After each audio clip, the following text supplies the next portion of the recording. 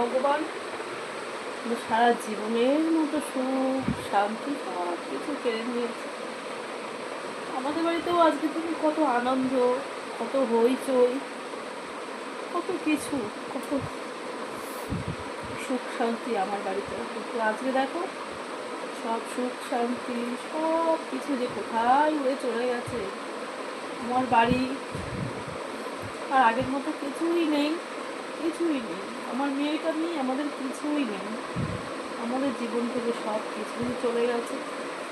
প্রত্যেকের বাড়িতে, যাদের বাড়িতে মেয়েরা এসছে তারা সেটা জানে যে বাড়িতে মেয়ে আসলে তারপর হচ্ছে জামাই ষষ্ঠী। আমার বাড়িতেও জামাই ষষ্ঠী হতো, আমিও পদে পদে রান্না বান্না করতাম, সব কিছু আপ্যায়ন করতাম, করেছি।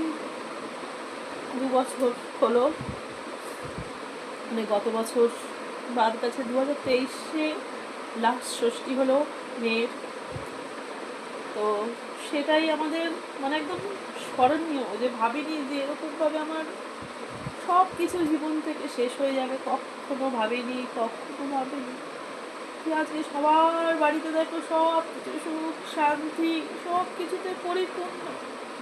এক শুধু আমি হচ্ছে সেই অভাগিনী মা, যে 23টা বছর নিজের মেয়েটাকে কোলে পিঠে করে বড় করে বিয়ে দিয়ে নাতনি হয়ে সব কিছু করে মেয়েটাকে হারিয়ে ফেললাম নিজেদের দোষে।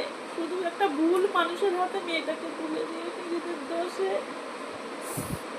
মেয়েটাকে হারালাম। আমার বাড়ি আজকে শূন্য, পুরো ফাঁকা, পুরো ফাঁকা। আমার মেয়েটা থাকলে আজকে দিনে আমার মেয়েও আসতো, আমার নাতনিটাও আসতো। নাতনিটাকেও আর চোখে দেখি না 1 বছরের বেশি। সেই গত বছর এই ষষ্ঠীর পর থেকেই আর কিছু দেখি না, 1টা বছর হয়ে গেল। যে ভগবান এরকম যেন আর কোনো মায়ের যেন না করে, যেভাবে আমাকে শূন্য করে দিয়েছে। মানে আমরা যে কীভাবে জীবনযাপন করছি, কীভাবে বেঁচে আছি, সেটা আমরাই জানি যে মেয়েকে ছাড়া কীভাবে বেঁচে আছি, কী করতাম আর এখন কীভাবে রয়েছি। মানুষে বলে না যে যায় দিন ভালো যায়, আসছে দিন যে কী আসছে কেউ জানে না। সত্যিই তাই, যে আমাদের এক একটা সেকেন্ডের মানে কত মানে দাম দেওয়া দরকার প্রত্যেকের, যে কার কখন কী হয়ে যাবে জীবনে কেউ কিচ্ছু জানে না।